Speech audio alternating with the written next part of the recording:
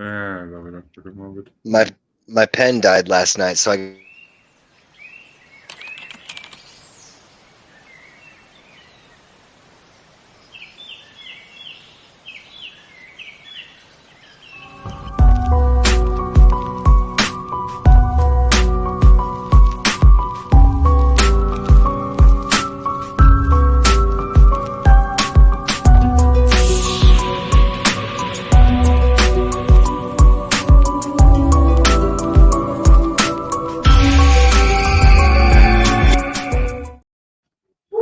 Welcome back, everyone. Welcome to Maniacal Music Musings, the greatest show on earth, or so we like to think.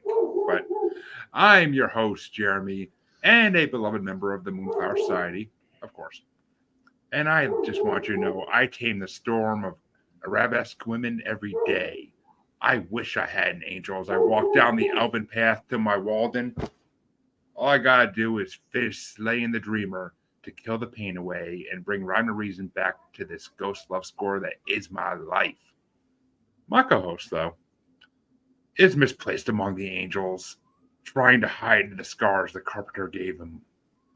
He brings forth the end of all hope as he gives all his loving to the kinslayer and says, "Welcome to the shadows."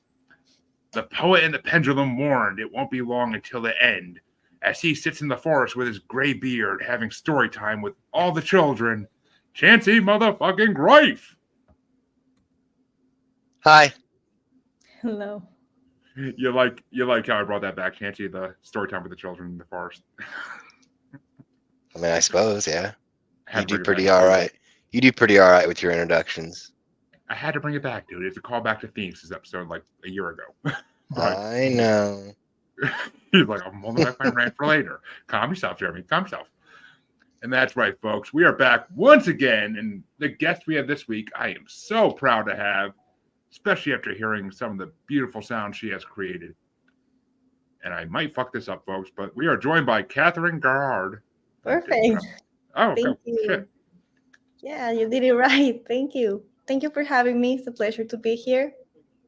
Oh, it's a pleasure to have you. And just so everybody knows, Catherine is a singer, a harpist, and a composer model, which I've heard two of them, and I've seen the third, and all of them are very true and very great.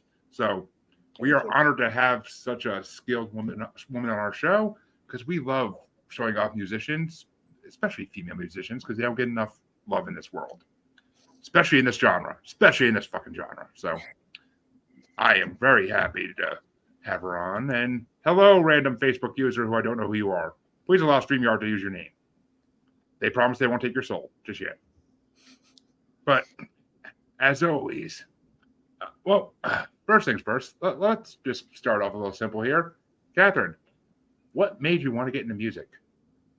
Well, I've always felt like I was born for art in general, and music was always a part of my life and in everything here. I am from Peru, at origin, and we love having music everywhere, like for everything. In the bus you have music, in the streets at night it's always party and music of different kinds, and I grew up listening to different kinds of music, that we listen here, from pop to folk music from this country. And since we have different regions that have their particularity, so there's many types of different music according to the region.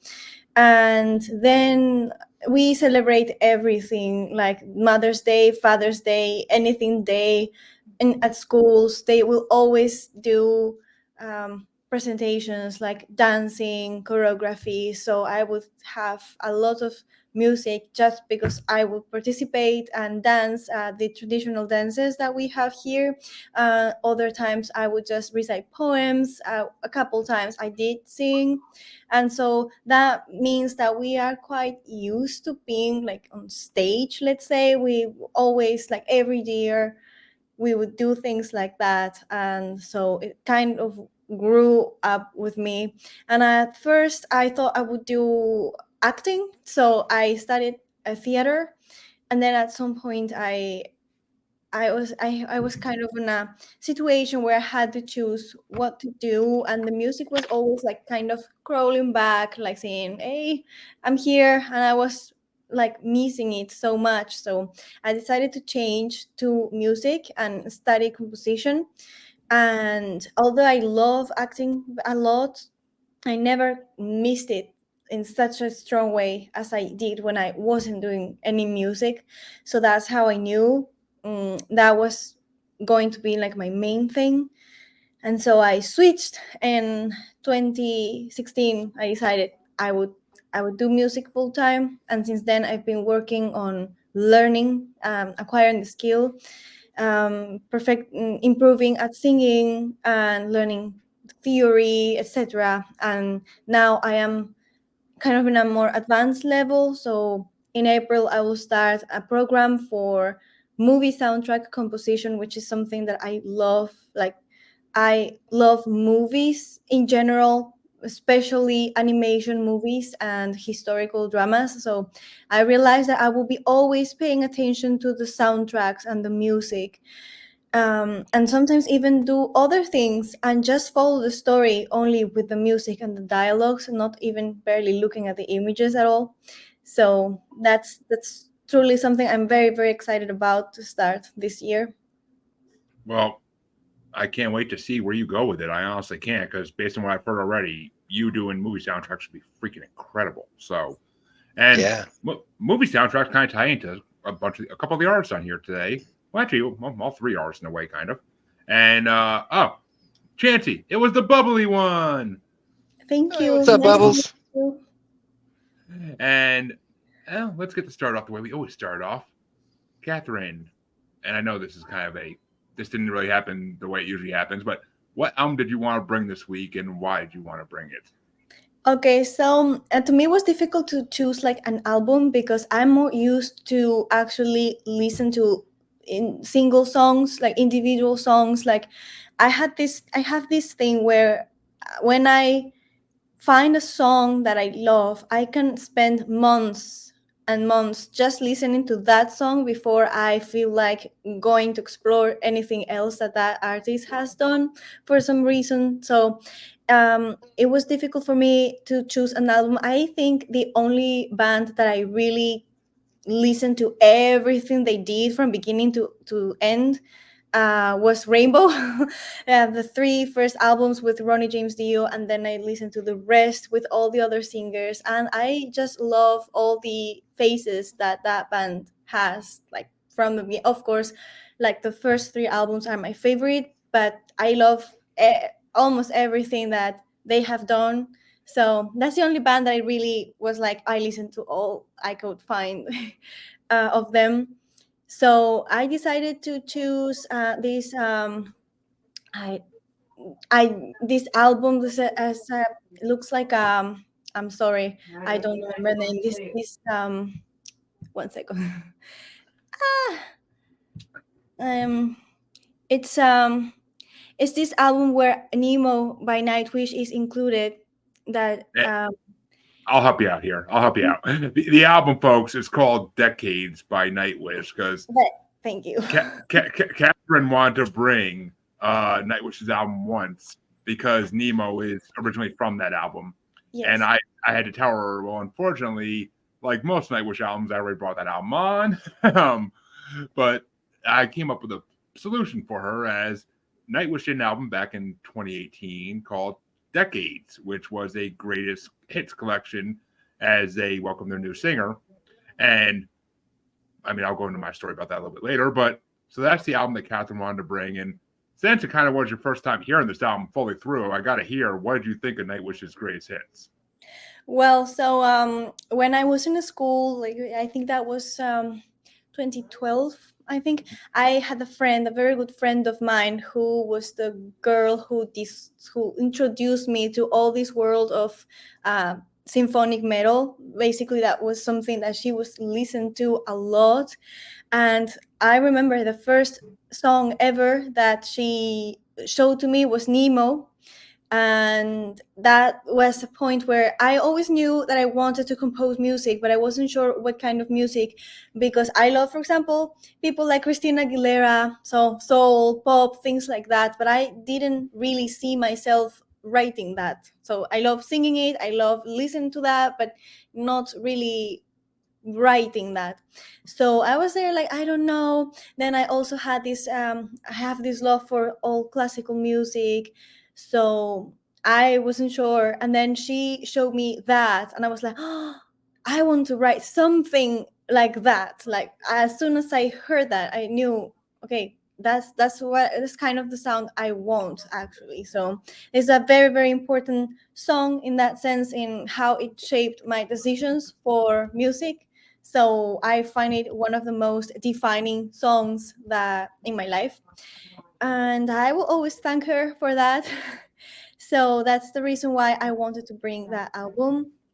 And so yeah, Nemo is one of the 5 songs that I picked, obviously. Well, you can hold the other 4 for a minute till we get to the top 5. But what you think overall? Since I'm guessing this is the most exposure you had to Nightwish. What I think of what? Sorry. Like the whole album in general. Since I'm guessing this is the most exposure you've had to Nightwish since you basically. I mean, I don't know if you ever listened to other stuff they did, but I mean, I know you love Nemo, so I was like, Yeah. all right, if she wants an album, I'll let her bring this album on because it's Nemo plus all the greatest hits from the last like 15, 20 years. So Yeah, what? yeah, I know a few songs. It's funny because I would get to the songs just randomly from, I would listen to that on YouTube or Spotify, and they would suggest, and other songs will come up. Yeah. And then I realized, listening to the album once, that most of the songs that I like from them come from that same album. So I said, oh, it's perfect then. Wish I Had an Angel, I think is in that album as well. Um, Well, this album was a greatest hits album, so it's from like yeah, yeah, 6, 7 different albums they've done, but it's what what either they consider the greatest hits or what their record producer consider the greatest hits. I'm not sure which, but I yeah, they I originally could debate belong. that, but Yeah, they originally belonged to other albums, but if I talk just about the Once album, most of my favorite songs are on that album. So yeah. the Decades album has does have songs that I love from different. I It doesn't have Wishmaster, for example. I love that one. Mm-hmm. How was the other? Ever Dream as well. Yep. It's really lovely. I love the cover that they did of this song. They did Oh, okay. there's a cover that they did. I don't remember the name of this Uh, very famous one. They did over it. the hills and over the hills and far away. That there's that one as well, but that's how I discovered that song. That's how I discovered Gary Moore, ironically. Uh, um, I'm trying to but think what other covers they've no, done. it's not that one. It's that is Shit, I'm trying to um think. I usually know all their stuff by heart. I I think it's the wait. I find it. I'll find it. Well, while you're finding it, I'm gonna let Chancy tell us Or what he High thinks. Hopes. High Oh, Hopes. oh, that is a cover. You're right. I always forget that's a cover. It's amazing cover. They really did a great job on that one. I absolutely love it. Well, I'm glad, and I'm glad I was able to bring you an album to show you.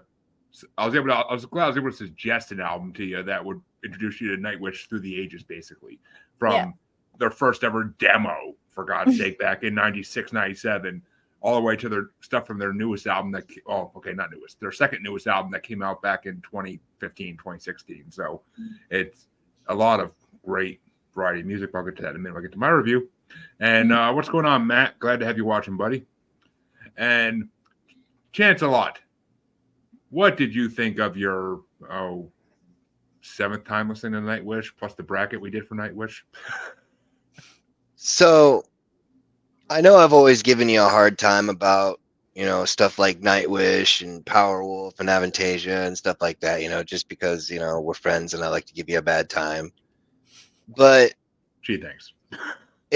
there was always like, for me, it was always like, it's difficult to fully explain because I love so many things about it, but at the same time, it just never sat with me for some reason, and I couldn't put my finger on it until I was preparing for this show, and I figured it out.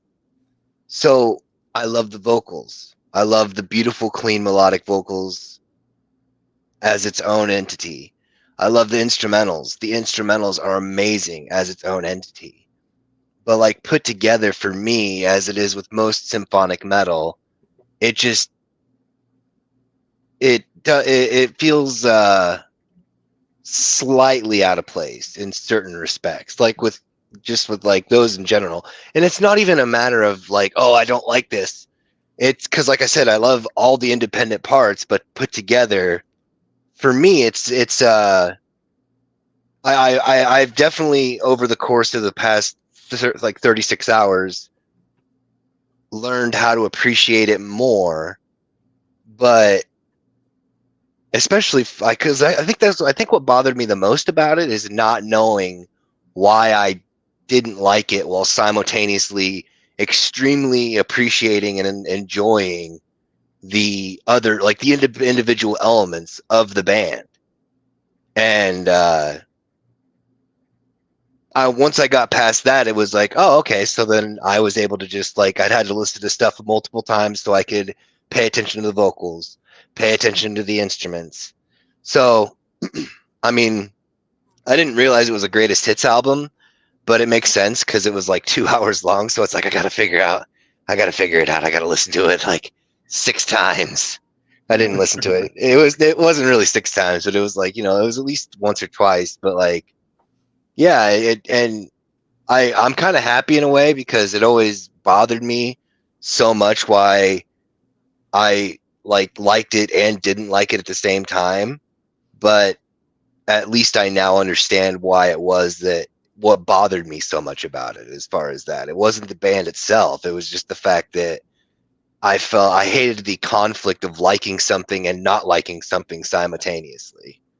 Yeah, I've been there with music, certain music, but well, let me just say this, because I'm not going to drag on into a rant for an hour here about this, because I've talked about Nightwish on this show more times than I talked about any band. So let me just say this: this album that I suggested that she brings, and she couldn't bring the one she wanted to bring.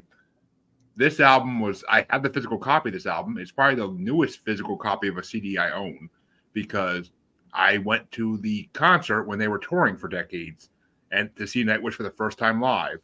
And they handed out this CD as you're walking in the door. And to hear Nice. I know, right? And like pretty much everybody hanging out the CDs looks exactly the same, because Finnish people have a very similar look to them. So they all look like they could have been twins.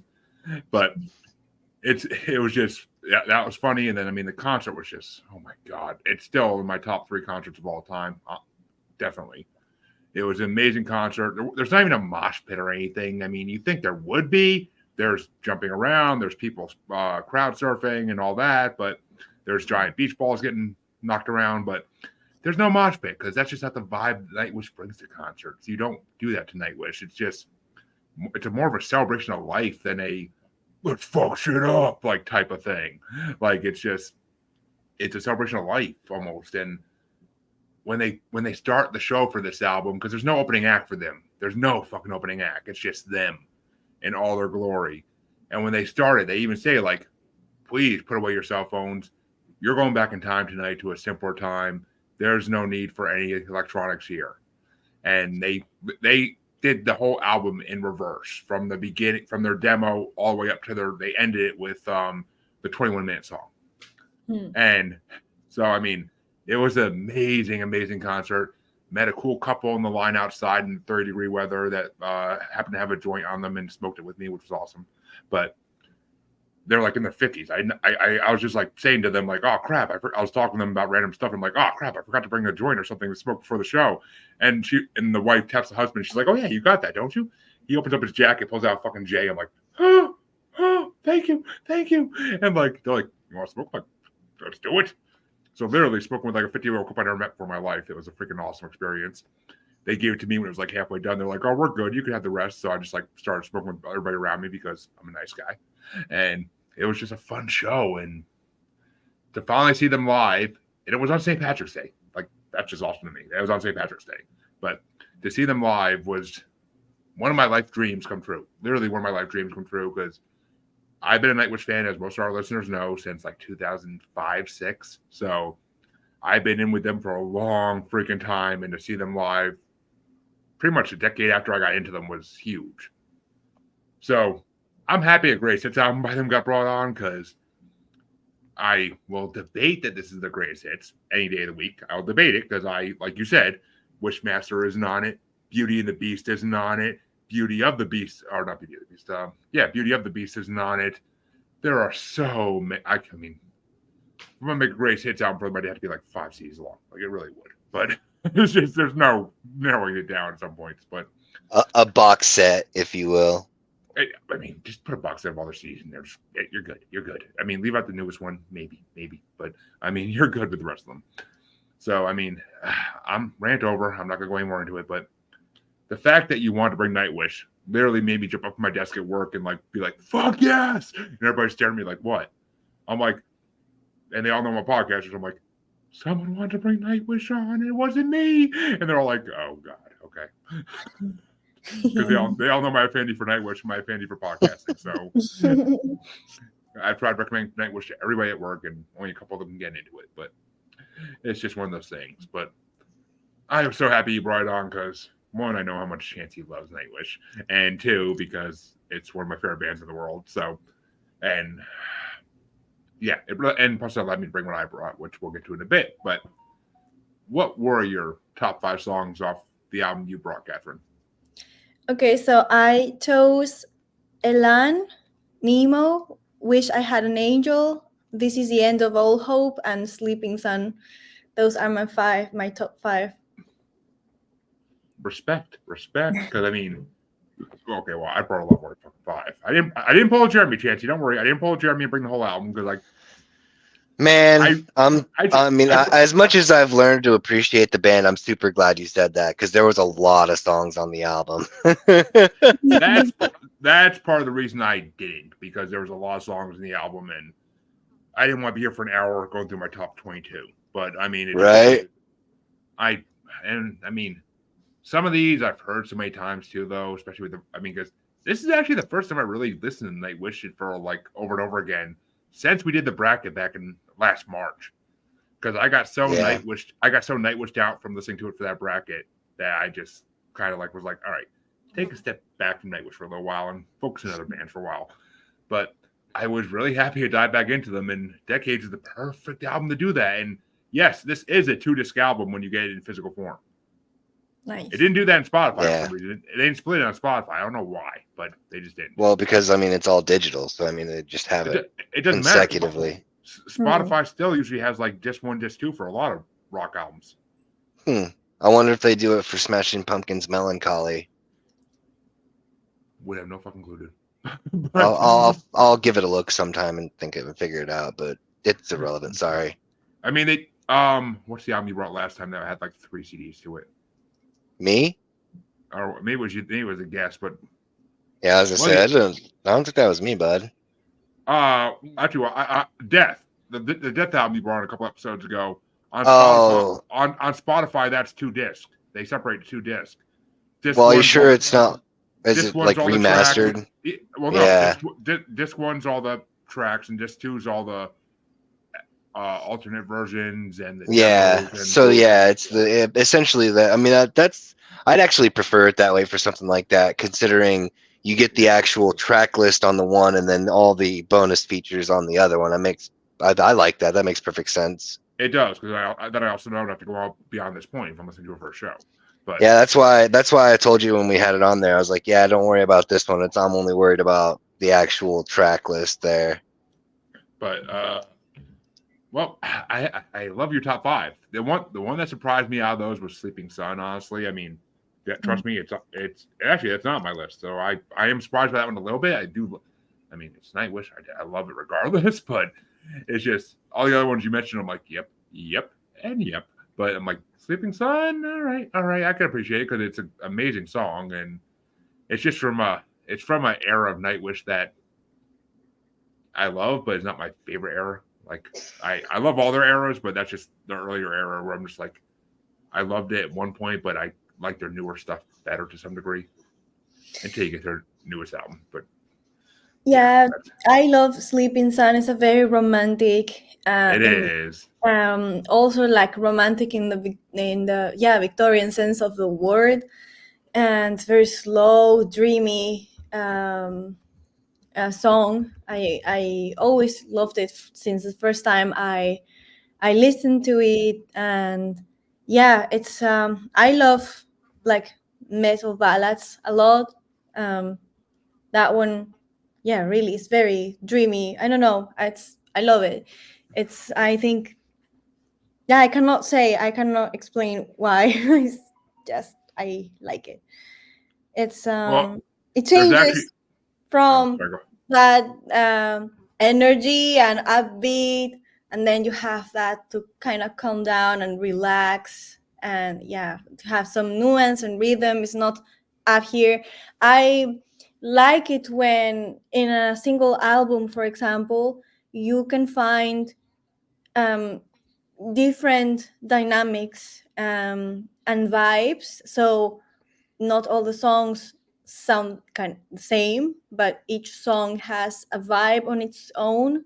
Yep. And but it's still they can be independent. They work alone very well, but then they also make sense in the whole group of songs.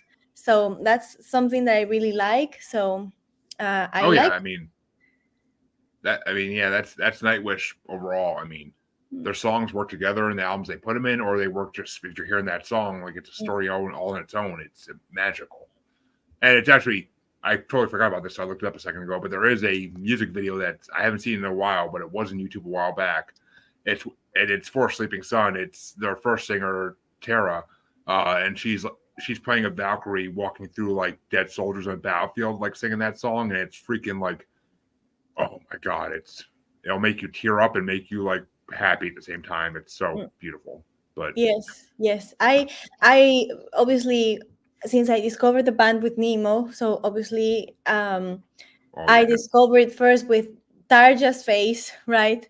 And then it cost me a little bit to get used to Floor until I listened to her live. Um, I think her voice really shines live, and recordings don't make her much justice, I would say. And so I remember I would go with a friend in Belgium. There was a festival where they were. I don't remember, Alcatraz Festival, I guess, in Belgium. We were living in Lille in France, so Belgium is a very small country. You can cross it in 3 hours. You are already from France in Netherlands. So 3 hours, that's all it takes to cross the thickest part of Belgium. So since we were living in Lille, it was very close to us to go there. And we went to that festival and I saw them live, obviously already with Floor, and it was amazing. And I think they did sing one of my favorite song that they have with Floor, which is "Shatter Before the Beautiful." That one is really yes. epic.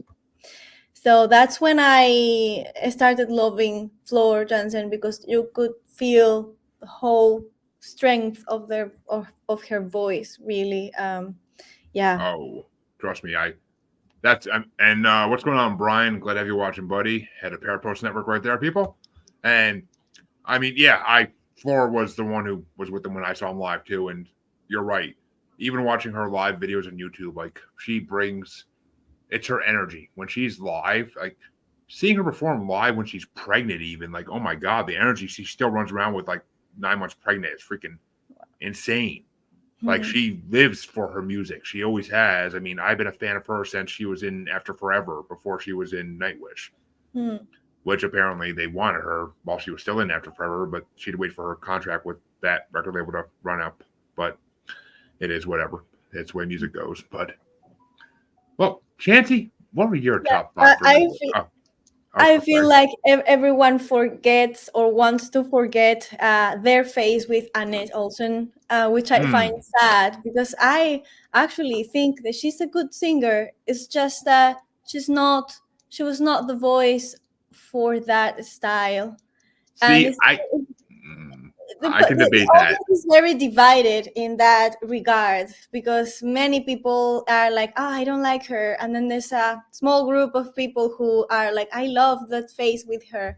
And I truly believe she has a more of a countryish voice that wasn't really shining on that style of theirs at all, so it's not her fault. I like to remember her, to be Well, honest. honestly, I really got into Nightwish when Annette became the singer. That's when I really got into them. And uh oh, I know it's the poet. Is the poet and the pendulum the name of the album? Oh no, This God damn was it. his song "Bye Bye Beautiful." I think it's with her. Yeah. That it's that album. It's that album. I can't. I'm trying to think of the freaking name of the album, and it's driving me insane. But that album, and then I mean, Imaginarium. She did Imaginarium, and that's one of my favorite albums they ever did. I literally brought that on the show for a guy who has never heard Nightwish in his life, and he was so ecstatic over Imaginarium. He was like loving it, and it's Imaginarium is one of their top albums, and I think Annette was. I mean, they tailor their music writing to who's singing for them at that time. So Annette did very well for the music they wrote for her. Mm, She couldn't do Tara songs. That was the issue because she couldn't do Tara style. She couldn't do Tara's operatic voice. mm, Floor's better at that, so she was able to re-record all the music with her voice, and it worked. And mm. I mean, I've heard Annette sing in Phantom of the Opera. No, I'm not a fan of it too much. Floor and Tara doing it, oh my god, it's like breathtaking. Especially Yeah, Tara, of course, because she's meant to do that. She's operatic, but yeah. Both Floor and Tarja have classical training, obviously, so they can do that. But Annette, I think she doesn't. I think she's more into popular singing only. But yeah, I like to remember her. Kind of falls into oblivion, which is funny because they really never intended to have that style to begin with. They wanted to do acoustic style of music yeah. at the beginning, and they couldn't find a singer. And so the pianist, I don't remember his Thomas, he Well, no, knew. Thomas is the bass player. Thomas Oh, Thomas is the bass okay. player. Oh, The what the hell is his name? I know the it starts the with the keyboard player, the one who writes jo- the song. Oh my god. Joplin. I think his name is. I think his name is Joplin. But Okay. Yeah, he knew Tarja from they were from school or something, and he remembered that she was studying singing, but he didn't really know what type of singing. So he just called her, and they met together, and they started singing and doing things, and they were surprised, and they say she had such a powerful voice. The acoustic idea they had at first wasn't really fitting in, and so they needed a singer, so they just changed the whole concept of what they were doing, and they ended up kind of creating that, so which is interesting. it um is. I mean, Nightwish has gone through so many incarnations of their band, and I mean, now with Marcos leaving, like, I am honestly almost nervous for this new CD they're recording this year. I'm nervous for what it's going to sound like hmm. because without him on lead guitar, I mean, oh my god, it's going to be completely different. Yeah, let's see what that brings. Yeah, I mean, I mean, I'll support them regardless, but I mean, I don't know. They're all getting old. That's the issue. I mean, Marcos was the oldest of them all for sure. So, I mean, he's been great for a long time. So, he was going to leave eventually. I mean, Thomas has still got many years ahead of him. He's a young man, but he's a genius. Like, he actually writes a lot of music and songs, and he's a genius. Like, there's one album he did, which I'm going to bring in this show eventually. It's more of an instrumental album than anything, but it's based on a Scrooge McDuck comic book. He actually wrote like the Scrooge McDuck. Someone wrote a Scrooge McDuck comic book about his origin story, about how he got rich. And Thomas did a soundtrack for it, and it's freaking incredibly like moving, even though it's very few words. Like it's moving. I gotta bring it on here at some point. I might be doing it soon, actually. I have a guest lined up who I might be thinking about doing it for, but we'll see. We'll see. But Chancy, what were your top 5 for Nightwish? Actually, I even had an honorable mention. Well, twist So, my Carly. Number 6 was I Want My Tears Back. Mm-hmm. Number 5 was I Wish I Had an Angel. Number 4 was The Greatest Show on Earth. Number 3 was Nemo. 2 was Sacrament of the Wilderness. Mm-hmm. And number 1 for me was The Kingslayer. The Kinslayer? Yeah, Kinslayer. I'm sorry. My girlfriend's son's really sick. Yeah. Poor I mean, guy. there's been something around my house for the last week too, but my poor wife's got it right now, actually. But I had her over the weekend, and now she feels bad for how she said I was acting like a baby. So I was not acting like a baby. I was freaking in pain. But the Kingslayer would be metal as shit. They should do a song called that. But Right? I mean, all right, well, Chancy, here's the point where I gotta apologize to you because, well, I didn't pull a Jeremy. You brought half of the album. I brought 15. Jesus. So you may as well have brought the whole album. No, I left 7 out, dude. Jesus Christ, I left 7 out. With Nightwish, I almost wanted to cut my wrist for fucking leaving 7 out. But I did it because for time's sake and for everything else in the world. And if you want to hear me talk about every song on this album, folks, go back to March, listen to both parts of the Nightwish bracket we did, because holy crap, there's a lot of Nightwish in that bracket. So, and I don't even remember who won. I don't remember who won. It was almost a year ago, so I'm foggy on that. I should have looked it up, but I don't know where that book is even, so I'd have to find it. But my honorable mentions, I'll kind of fly through. Number 15 was the Kinslayer, because it is an amazing track, but I mean, all my honorable mentions are interchangeable in a way. Top 5, no fucking way interchangeable. But number 14 is Storytime, because it was Annette's era, but Storytime is just a miraculous song. And you said you want to write movie soundtracks. Have you seen the movie Nightwish did, Imaginarium? Mm-mm. You should. It's in Finnish, so you have to watch it. Actually, no, it's not. It's in English. I'm sorry. It's in English. What the hell am I saying? But I mean, either way. But they did it for their album Imaginarium. They did that movie too. And Storytime, the music video for that is straight from the movie. So, because the kid ends up in an evil circus, and that's where Storytime takes place. But which Annette fit perfectly well into that. She looked amazingly beautiful as like an evil queen in like the circus type thing. So, Nice. Number 13 for me was Gethsemane, because that is one of the most beautiful songs I've ever heard in my life, but it's just not their top 5. Number 12 is The Carpenter, because it's old Nightwish, very old 90s Nightwish, but still, it touches me somewhere. And I mean, I like when Nightwish does like religious stories, or when they do like myths and legends. Like The Carpenter's, the way Tara sings it is fucking gorgeous.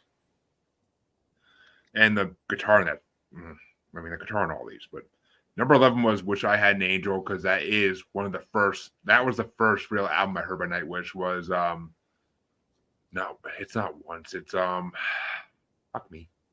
It's the one with That's not the name of it either.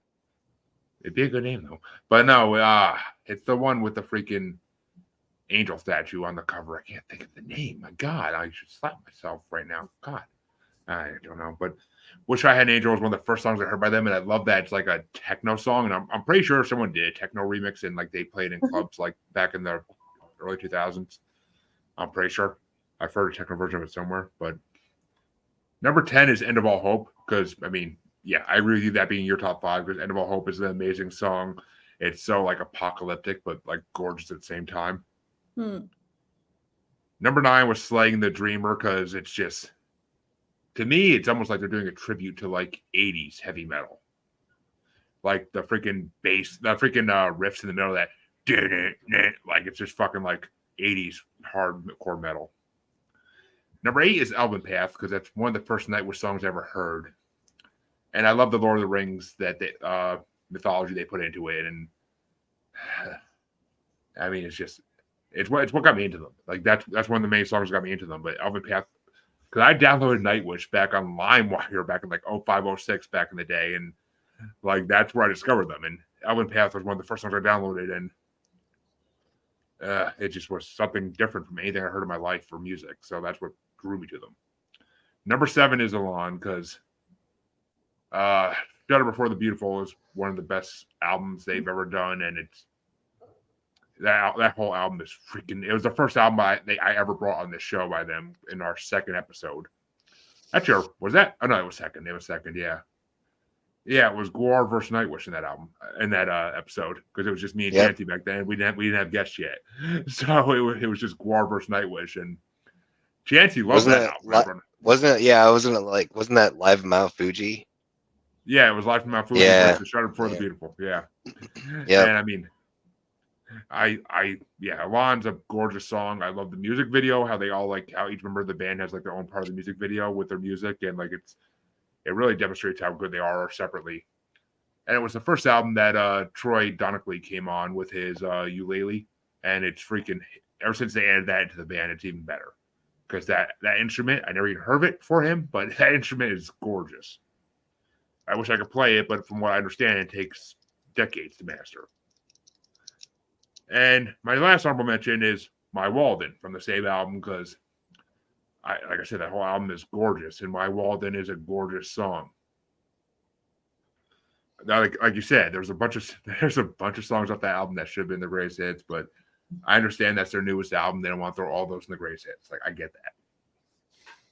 My number 5, and a lot of these are the long songs, but number 5 was The Poet and the Pendulum because that was the first album I ever heard by Nightwish, and The Poet and the Pendulum is a crazy long, beautiful song that goes through like 3 different acts, and the dragon roar in the middle of it is just freaking.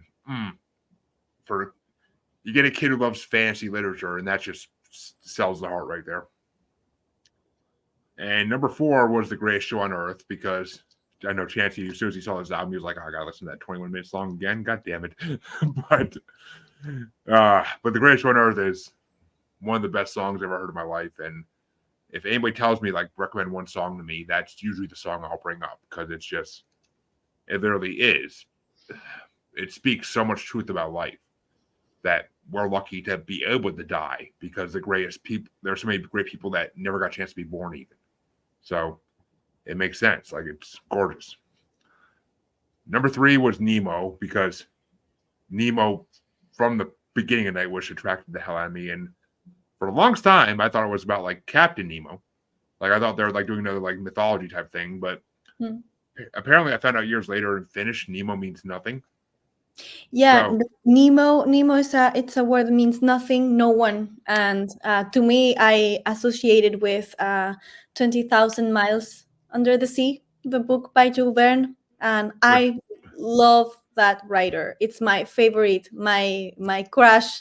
I love him so much. I have read almost everything that he wrote, even the least known books that he has. He actually everybody thinks that his first book was 5 Weeks in Balloon, and that's indeed the first something that they call voyage extraordinaire, extraordinary trips, journeys, series that have to do with all the adventure books that have to do with some kind of trip, like 80 days around the earth, to the center of the earth. I don't know the names in English, but everything that all those very successful books that everyone knows that have to do with the great journey that the main character takes, it's within that series of extraordinary voyages, trips, journeys, I don't know. But the real very first thing that he wrote, the real very first book, is called Martin Paz. And it's totally, absolutely romantic in the literature sense of the word. short story that happens in Peru in the time of the colony when it was still a Spanish colony, and Martin Paz is about this indigenous person that falls in love with a Spanish girl, and yeah, that's the real first book of him. So coming back to Nemo, so to me, I always thought about the this character, Captain Nemo, in 20,000 Miles Under the Sea, because it's really like this tragedy of this man who got completely out from society and created that submarine to kind of be away from society. And that's a very recurrent topic on Jules Verne and in Romanticism, is the idea of this single person that is misunderstood and therefore against the whole society and system as a group, and they are misunderstood, they kind of out of that, of their times, let's say, and yeah, so they are the outcast, sort of. And I do feel that they have this vibe with Nemo, like the outcast, Yeah. things, I'm alone, Well, you know. Even in the video is oh how I wish for soothing rain, oh how I wish to dream again. So it's I don't know, it has something of it, of the loneliness thing in it. I mean, I trust me, I 100% get it because, like I said, I thought it was originally about Captain Nemo from 20,000 Leagues Beneath the Sea, but I like once I realized that means no one, nothing. Like I was like, I'm not. So the song is literally saying, "I am nothing forevermore," and that's a whole nother level of depressing and sad, and also beautiful. Like so, Yeah. it's like it means so much more when you hear that. And I'm with you. Once is one of my favorite albums by them as well. Like it's a the whole album is freaking amazing. My number two track though, and I mean, I honestly thought Great Show on Earth was going to be my number one, but it got pushed down by three other tracks really fast. And number two is I Want My Tears Back because that is one of the most beautiful songs they've ever done. And I love anything with a Irish like beat to it and with a bagpipe in it. And I Want My Tears Back is just freaking gorgeous. I ever since I first heard that song when that album came out, I was just like, oh yes, because that's Imaginarium. And I mean, it's kind of a sequel to it's well, actually no, it's a prequel to "Turn Loose the Mermaids." That's another song on that album that they did, where like it even says in "Turn Loose the Mermaids," tell the mermaids I want my tears back, and like so, it all kind of blends together. Like that album is a lot of Imaginarium. The Imaginarium album is a lot of fantasy elements to it. So, and of course, my number one, which is one of the most beautiful songs in the fucking world, if not the most beautiful, and will always be my number one Nightwish song in any album it's on, Ghost Love Score. Because seeing that live was just one of the most breathtaking moments of my life. Like the freaking chanting, the drums in that, like the drums in that song are freaking beyond belief. Just watching the drummer go nuts during like the mid of that song is just, oof. I mean, as someone who wanted to be a drummer myself, like that was just freaking breathtaking to see that. And Chancy's like, motherfucker, I talk about death when I talk about drumming. How the hell are you gonna talk about Nightwish? But still, it just Ghost Love Score is beautiful and the freaking line in the middle when it switches tempos, time could never hold our love. Like that's just to me is one of the best lines ever written. And Tara sings that song so beautifully. So is Floor.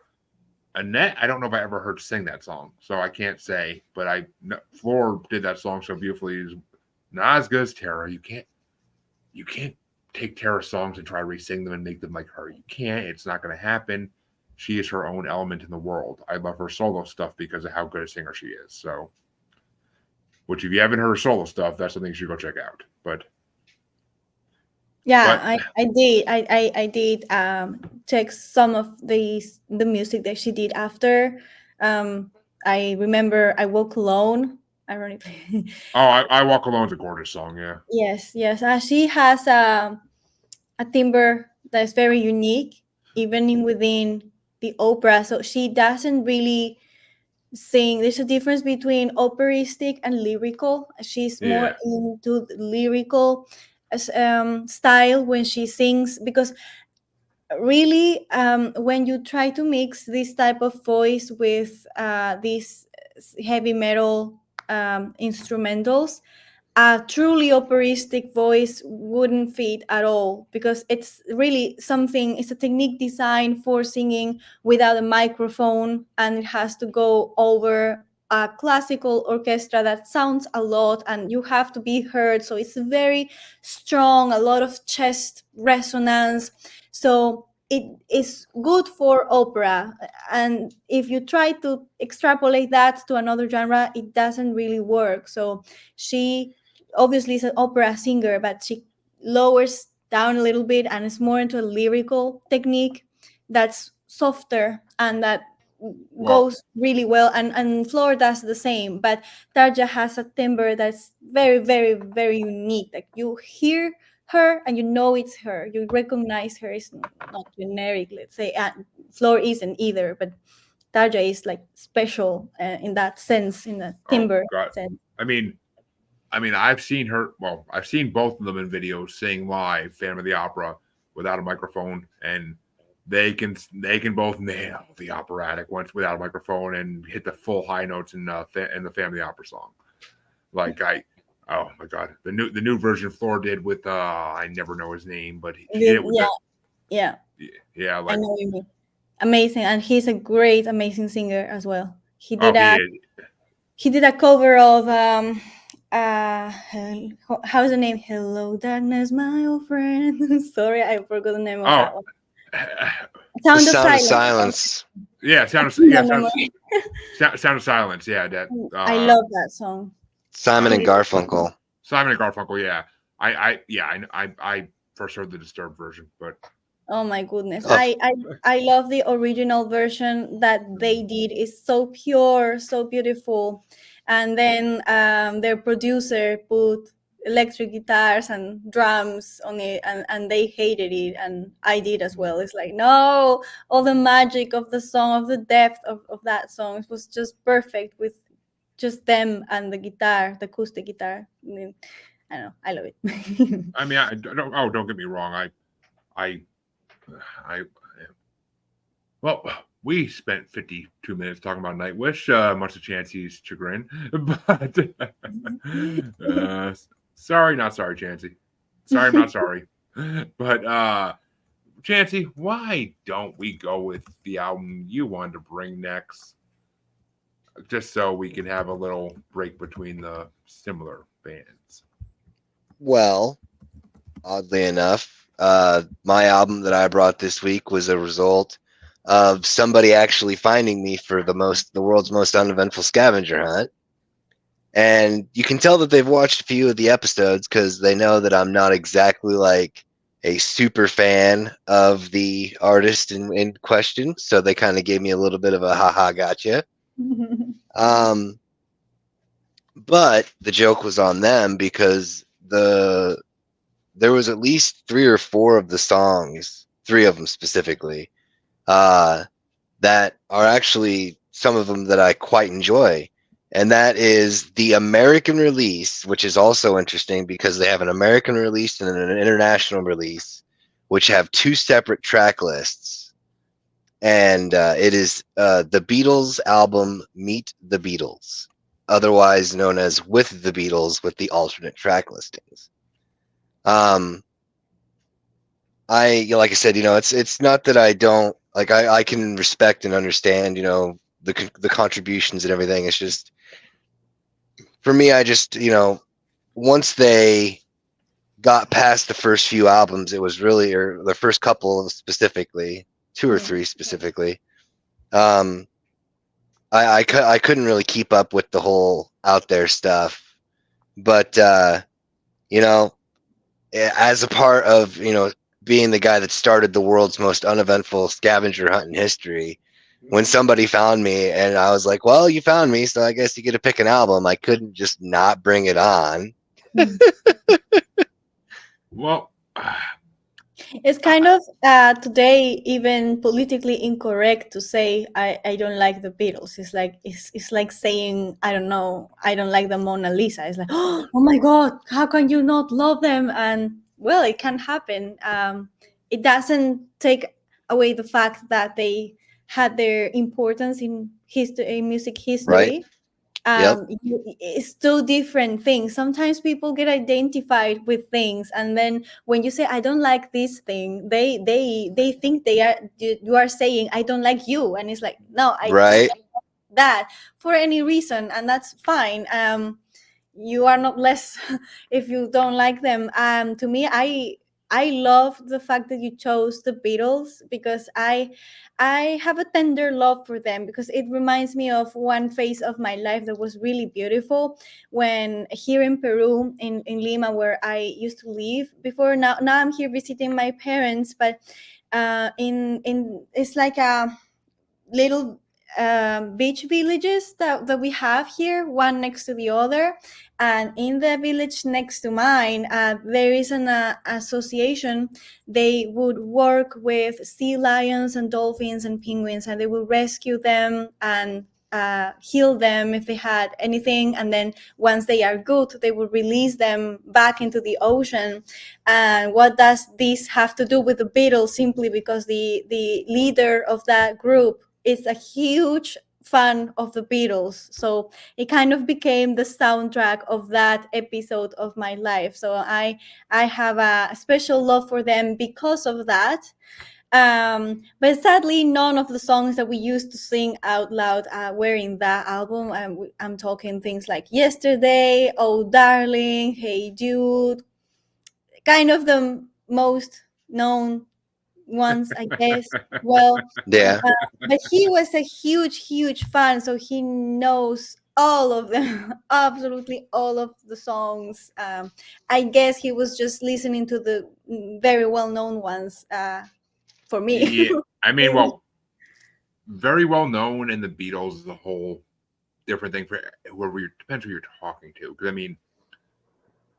I mean, as for this album you brought, Chancy, I mean, once you said I'd be happy because of the Beatles, I was like, all right, well, you're right, I will be happy because it's fucking Beatles, and I love the Beatles. But unlike you, I think they got better after they came back from India and were all fucked up and I assholes. agree. I agree, because they started doing covers like from Little Richard and people like that. And that's how they started, really. And so kind of building I up mean, their ability. And then they met Bob Dylan, and that made them kind of, especially for John Lennon, like, oh, let's get deeper, no, which I I like. mean, I like the Beatles straight back from India after they met the Maharaja or whatever the fuck Maharaja or whatever the hell it was, and they did all these drugs. They came back and they put out one of the greatest albums ever known to fucking man, Sergeant Pepper's Lonely Heart Club Band, Hmm. as one of the greatest full albums ever known to man. And I can listen to that album all the way through, and it will be brought in the show at some point because it is one of the greatest fucking albums ever put in history. I mean, oh my god, Jesse, you make me want to sing with you. But I couldn't stand a lot of the Beatles early stuff because it was all, and I'm gonna get to it when I get to my top five. I'm gonna fucking get to that a little bit, but I mean, I couldn't stand the Beatles original stuff because it was just like four guys staying on stage like dun dun dun dun dun dun dun dun. Like no, like fucking get some flair to it. Fucking dress in colorful costumes and shit. Like yeah, that's what I want to see. Not four British guys sitting there like I'll tell you something. I want to hold your hand. Like, no. But what were your top five on your own album, Chancy? So number 5 for me was This Boy. Number 4 was Little Child.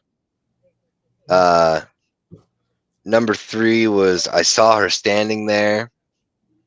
Number 2 is I Want to Hold Your Hand, which shows just how disconnected you really are. Because, I mean, literally, if you look at the popular music, when they first came on the scene, before the actual quote unquote full-fledged British invasion, that was kind of what it was. You kind of had to take it or leave it. But it actually has one of my favorite songs, and my number 1 song at that is All My Lovin', which is a great song. It's solid. Hmm. But I mean, you're not wrong. You're not wrong about that one. But that would be my top 5 for this particular album. Well, Catherine, what were your top 5 for the Beatles, plus any honorable mentions you might have? Okay, so more than the top, I actually wrote them in the order of appearance of the album. So I kind of forgot about the top part of the top 5. But definitely, I Want to Hold Your Hand was it. I have to confess, was the only one I already knew from that album, and I really like it. Then the others that brought my attention were I Saw Her Standing There, All My Loving, Not a Second Time, and I would say my number one would be Till There Was You. Yeah, Uh, that was a that good cover.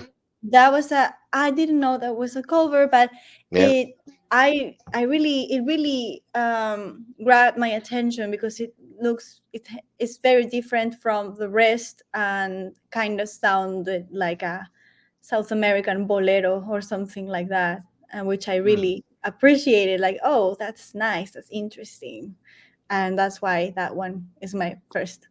Yeah. All right, well, and Chancy, actually, that's the other thing I want to say about this album is there were actually a lot of songs that I never heard before on this album Mm. that the Beatles did. I mean, I know a lot of their, I always knew a lot of their later stuff, like Happiness is a Warm Gun or You're My Best Friend. Like, those are the Beatles songs. Like, I mean, I knew some of them on this, of course. I can't think of the early Beatles without thinking about how when I was in theaters in the early 2000s, they used like the footage of the women trying to beat down the fences to get to the Beatles when they came to America to do the Alvin and Chipmunks movie. But that's all I think about when I think about early Beatles. But for this, I did have 2 honorable mentions, and those are actually the 2 songs I really didn't know before this. My number 7 was I Want to Hold Your Hand, because I could not put it on the list because it's a classic. Yeah. But it's just like it's my least favorite Beatles song. Like, yes, I get it. It was the 60s, 50s even maybe. And I Want to Hold, and Holding Hands was considered so wrong unless you were married back then. But I mean, so I get it. I get that. Like, I Want to Hold Your Hand, but in today's world, that's just like you can hold a stranger's hand and like they're probably not gonna say anything even. I mean, unless they really want to start shit. But number 6 was All My Lovin', because I know that song chorus, and it's a great song. I freaking love that song, and I almost forgot about it until I heard on this album. But it didn't stay in the top 5 because some of these new songs I never heard before actually surprised me. Number 5 was I Want to Be Your Man, which I have heard that one before, but it's been a damn long time, and it kind of caught me by surprise. I was like, all right, I like that type of song. Number 4 is All I've Got to Do, because I don't think I've heard that before, and it was a really good song. Like, it was, I love Beatles songs because like a minute and a half, 2 minutes, and you're done. It's not like, I mean, I love Nightwish, but it's not no 21-minute song. I mean, don't get me wrong. Number 3 was Little Child, because the harmonica in that song really pulled me in. I love a good harmonica when it's in a song correctly, and Little Child had a nice little harmonica riff through the whole thing, so I enjoyed that. Number 2 was It Won't Be Long, because I never heard that one either, and the guitar riff throughout that whole song was freaking incredible. Especially like in between the chorus when he would do that little like little chord, it was just freaking perfect. I love that song.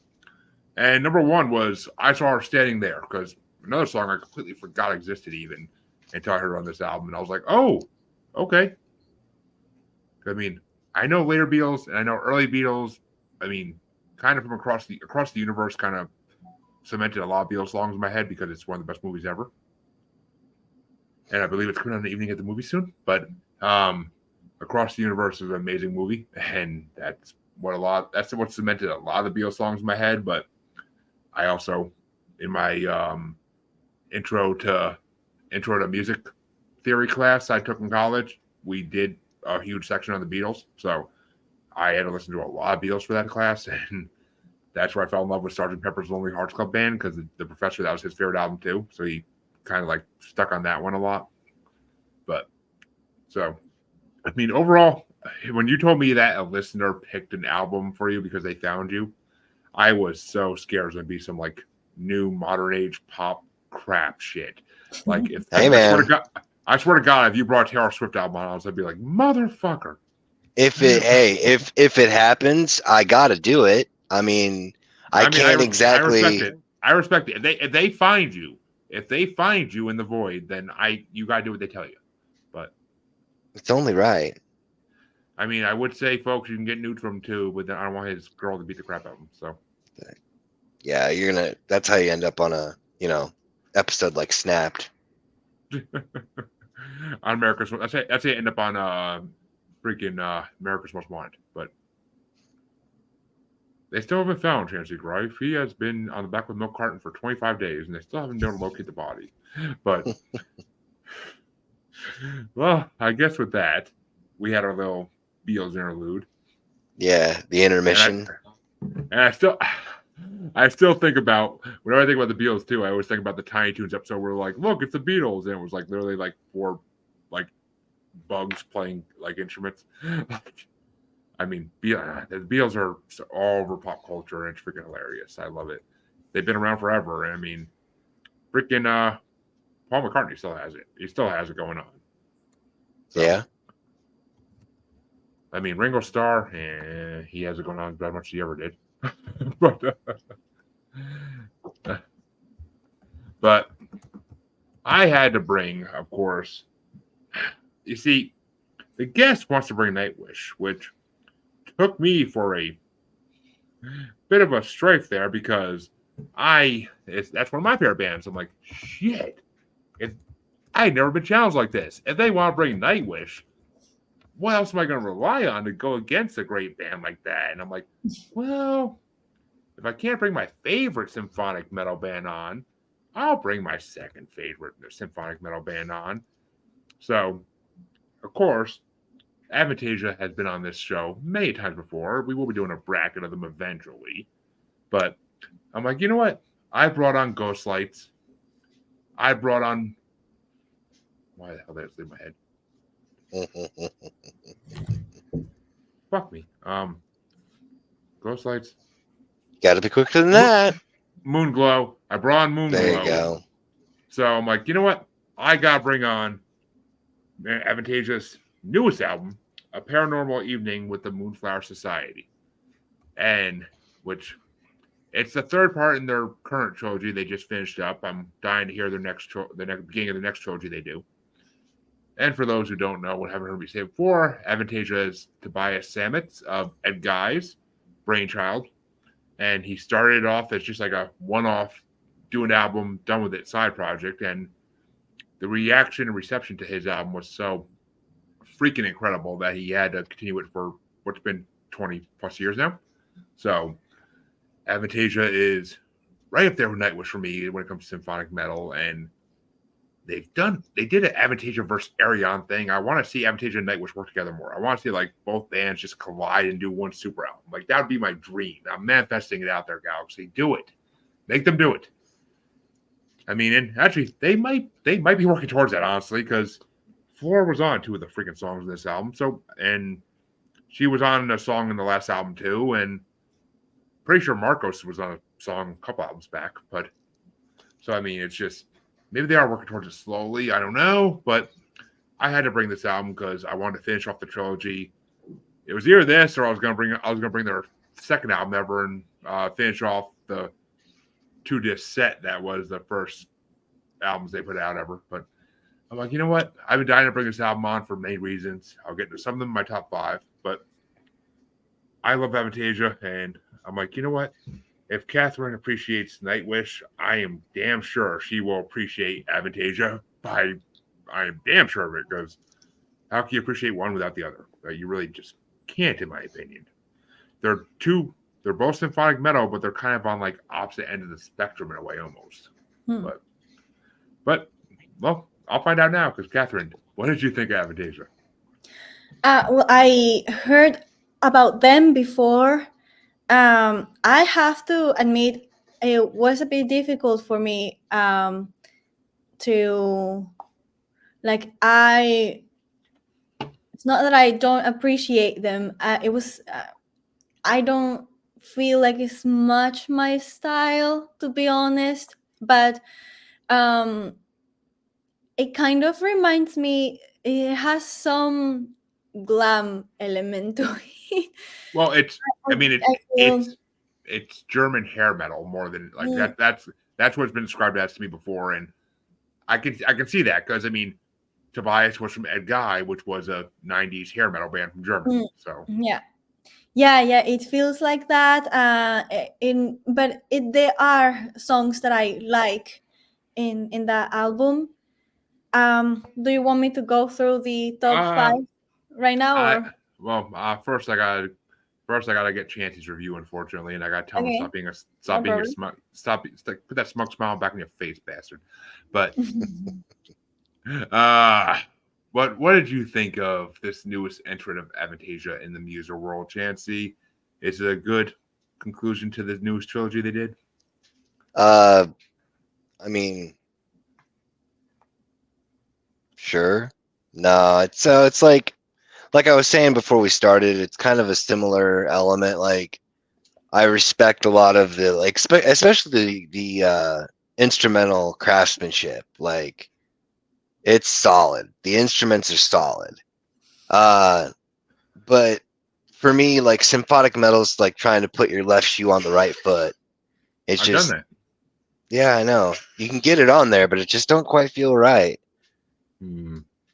But like I'm not gonna give you too bad of a time because Well, I've done it enough, and you know, try and be Chancy, nice. the other question I have for you is: did you deep dive on who some of the features were in this one? I noticed floor on a few of them. I didn't really get much of a chance to do any deep diving on the rest. No, I'm not. No, I did not. Did you not see the name Jorn on like 3 tracks? I did, yeah. And I mean, who the fuck doesn't love Jorn when it comes to heavy metal? Because Jorn is a heavy metal namesake, for God's sake. I mean, he does cover of every other heavy metal person because he's such a good artist. Like he I is. thought it looked familiar for some reason because I know you've talked about him. I mean, I'm honestly not even a huge Jorn fan compared to some people, but like I respect the man because bands want him to cover them because he does such a good job with it. So I mean, I 100% respect the man, but I'm not a huge fan of his. I mean, there's a couple others I'm trying to get to my songs, but which actually okay, I guess it's that time.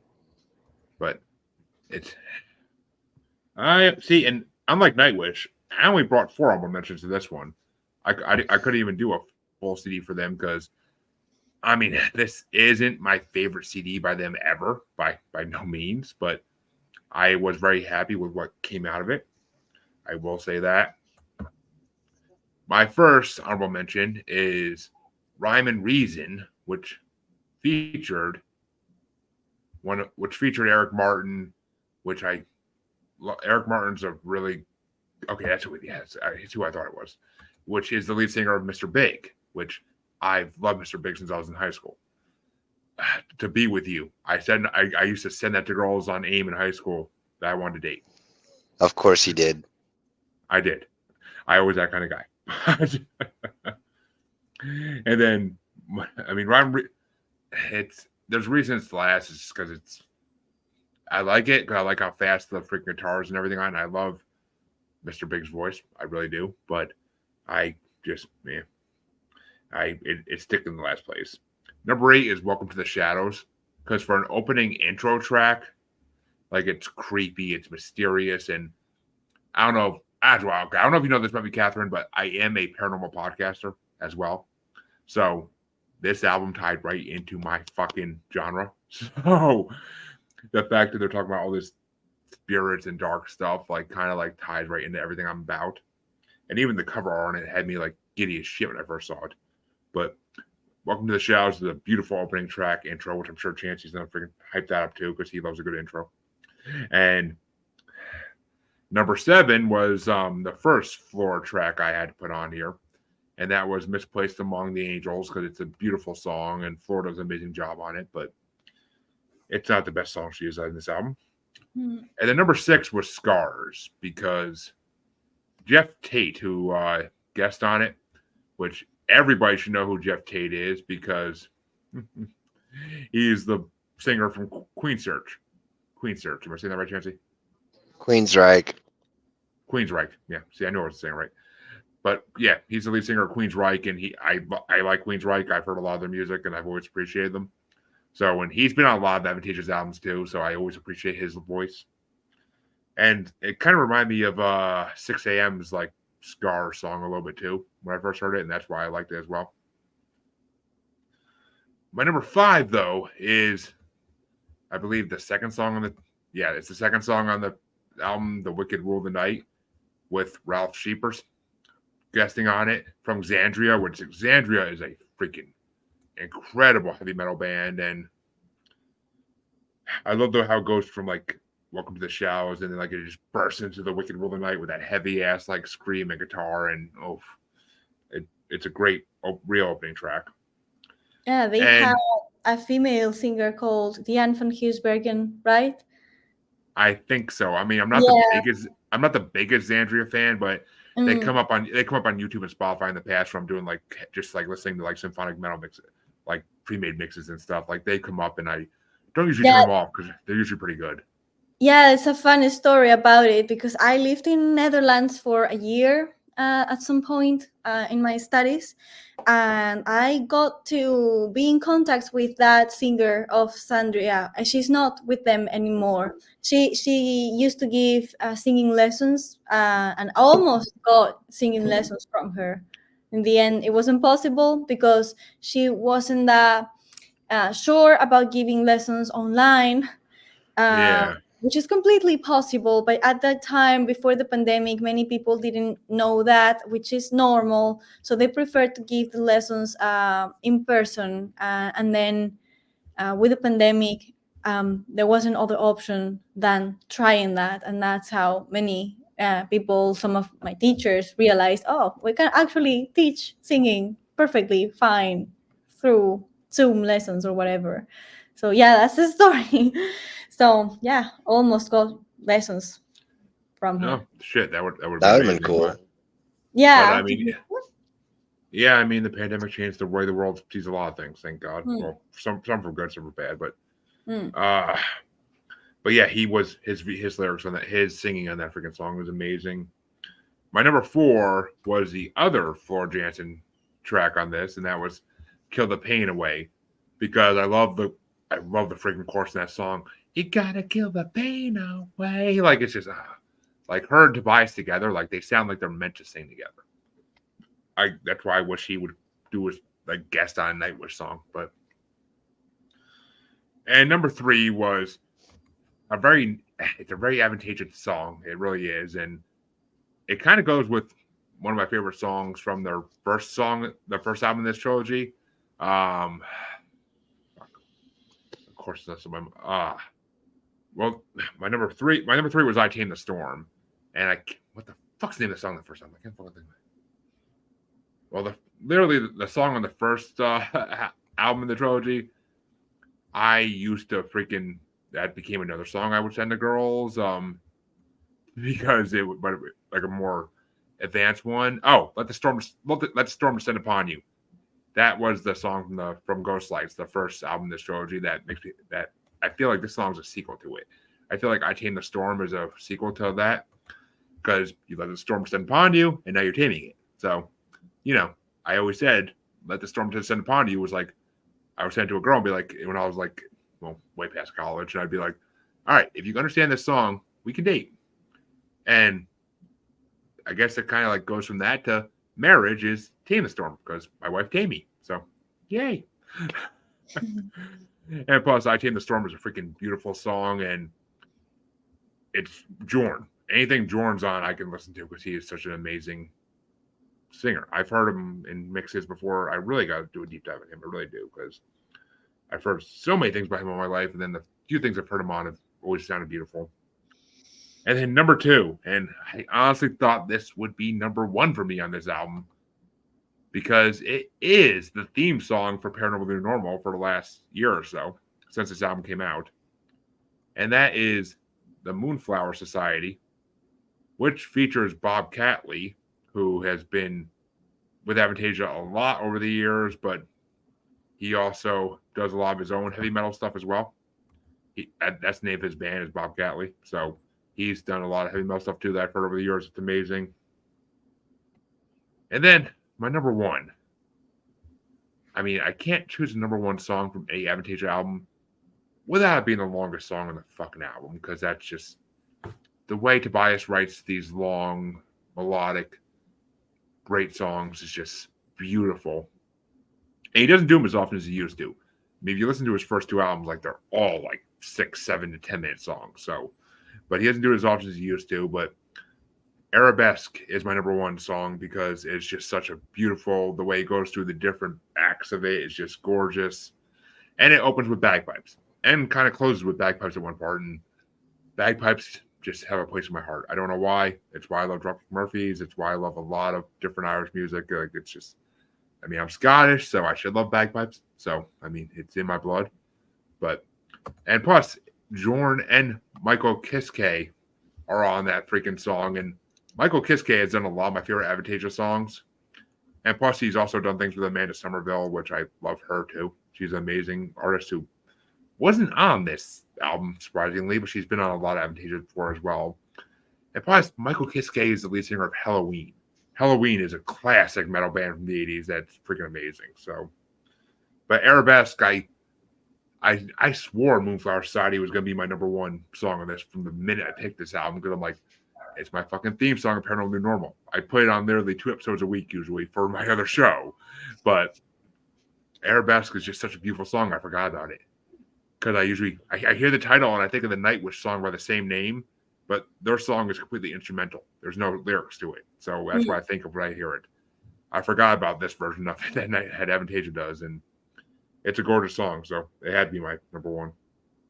But now I'm dying to hear your top 5, Catherine. I really am. Because, I mean, I know it didn't really blend with you too much, but, I mean, if you go back and listen to some of Avantasia's first albums, I think you'd like them more, honestly. Yes, I for sure will.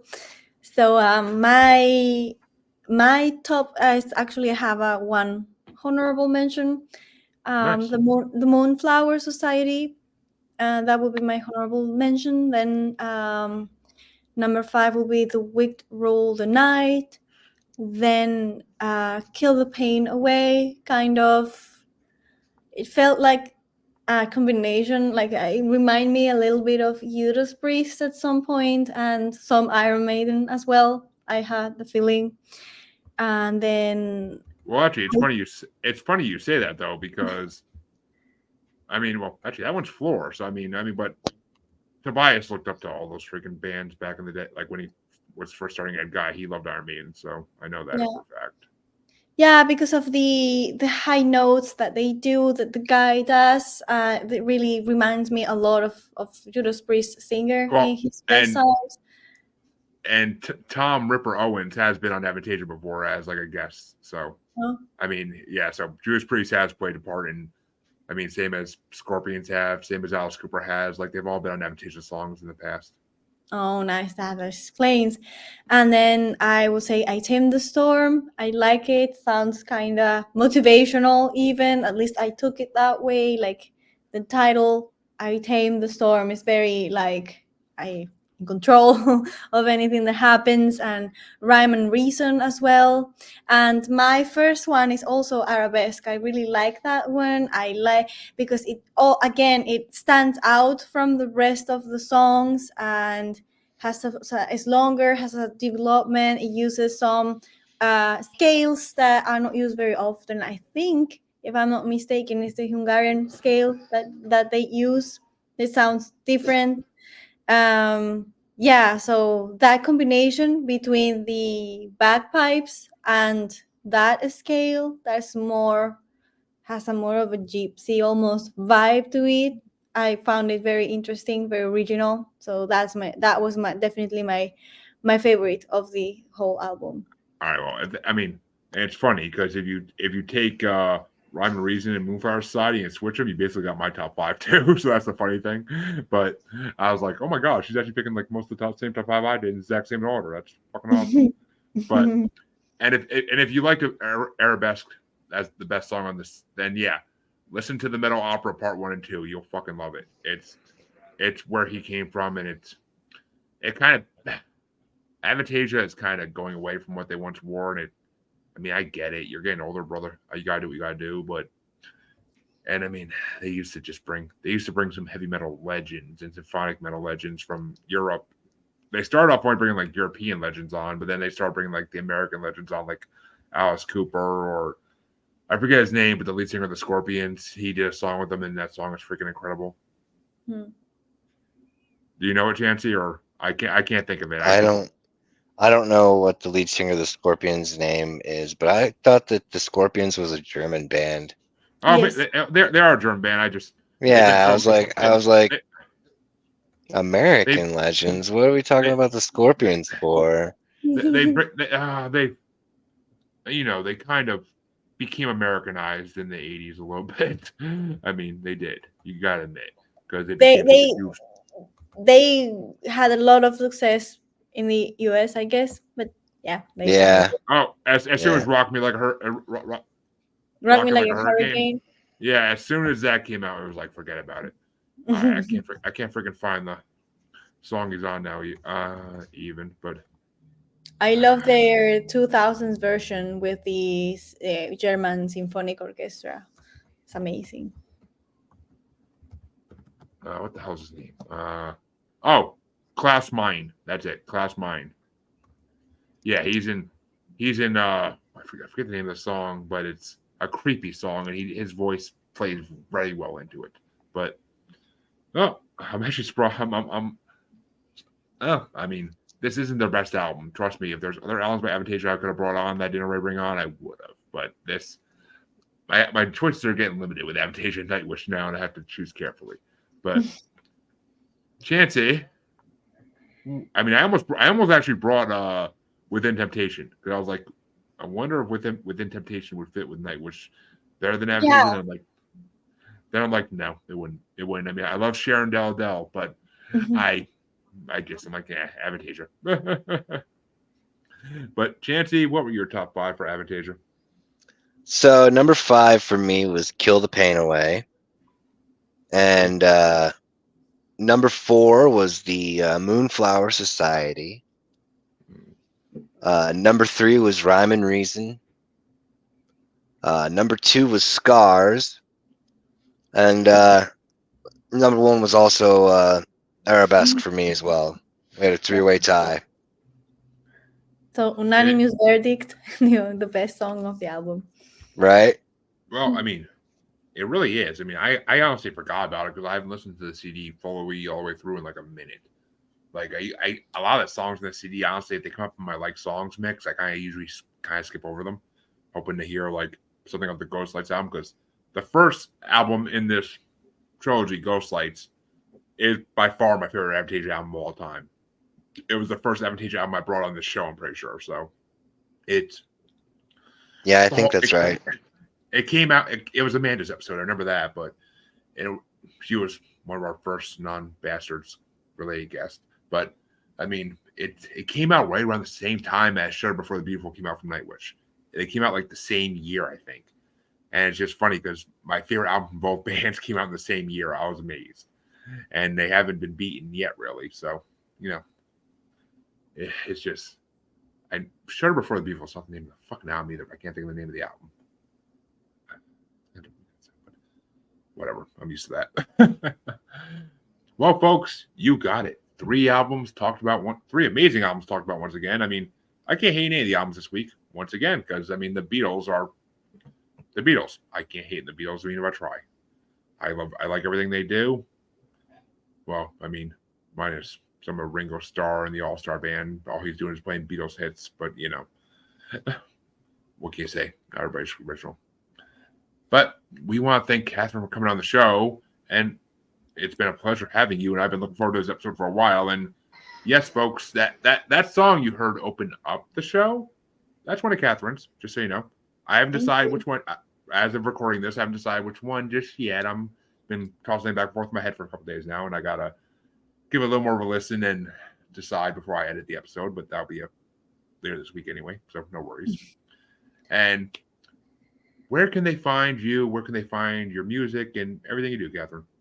Yeah, so I'm as Catherine Gerard everywhere. So it's spelled CATHERINE, and then my last name is GAIRARD. And you type that on Google, and it's my YouTube is written that way. My Twitter, my Facebook, Instagram, TikTok, all the same. And my music is on Spotify as Kath Gerard, and on YouTube as well with the video clips. 3 of them I drew myself, which was quite an adventure. So yeah, mainly YouTube and Spotify for the music. Oh, you create those videos too? Yeah, 3 of them. The first one, Guerra, Odio y Dolor, that one I didn't do, but it's very expensive to have those animations done. And then I was quite sad that the other songs wouldn't have an animation. So I was just browsing on YouTube, like, Universe, can you give me a solution? And I found a tutorial on how to do animations on Procreate, which is an iPad app that if it's anyone that likes drawing, they might know that app is amazing, but it's intended for small gifts and things very simple. And somehow I said, I am having an animation from this, and I created 3 full video clips from that app. I still, to this day, I just know how to draw, but I don't know how to do 2D animation. I don't know what possessed me that day. I just was determined to have animation on all of my songs, and then I made it happen somehow. So that's a Well, result. one, the reason I was surprised by that is because the animation on those is gorgeous. I freaking Thank you. it's like watching a great anime. Like that's how beautiful it looks. But and two, that's metal as shit to have animation in your video. I mean, Iron Maiden's been doing that since the get go. So I 100% love it. Thank you very But much. and of course, all your links and stuff will be in the description for the podcast for the listeners. So no worries there. Thank you. And we'd love to have you back on someday as well. Just do another episode in the future, Absolutely. at some point. At some point. Music. Yes, for sure. But Sir Chancelot, where can they find you once you emerge from the void every full moon? Well, the world's most uneventful scavenger hunt is underway once again. If you can find me, then you'll have the opportunity for me to bring an album on if I haven't already brought it before. This is my actual first name on Facebook. If you can find me, then you win nothing. Uh, on Instagram and TikTok, it is the Red Eye Roundtable, and on X, it is Red Eye Table, and on this glorious podcast here, and the Abyss, mostly the Abyss. That's my hang spot, really. You and Cthulhu, dude. You're like just brothers in arms We out there in tight, the abyss. yeah, we tight. Do you just sit on his back like Cartman and like scratch his back and make him all happy? No, we play cards, but he cheats though. You got to keep an eye on him. Well, he's the Dark Lord of the Abyss. I can imagine he would. But you can, of course, find both your musers on Facebook as Uncensored, Unapologetic, and Untamed Podcast Collective YouTube Facebook group. You can find us on XX Baby in the Gram as at Juggalo Bastard. You can find us on TikTok as at Juggalo Bastard Podcast. And you can find us on YouTube as Maniacal Music Musings, where you can see our old episodes, or you can see us streaming live on Facebook as Parapost Network, a great home for all vodcasts and podcasts of all types. And until next time, we'll be back next Tuesday with another great guest, but we will also be back this Saturday night with Rolling Stones Bracket, Part 4. Come see the madness and the chaos continue as we break down Rolling Stones' top 500 songs, and Jesus Christ, this one's going to be another 3-hour one. I can already freaking see it, so be prepared. It's going to be a late night. And then we'll be back the following Saturday with an episode where I believe we're doing all comedy stand-up albums. So that's going to be a fun one as well. But till next time, we'll thank Catherine one more time for coming on because she has been an amazing guest and it's been fun having her. Thank you for having me. Oh, our pleasure. And she'll be back on at some point, folks. Don't you worry. And until next time, musers out. Bye.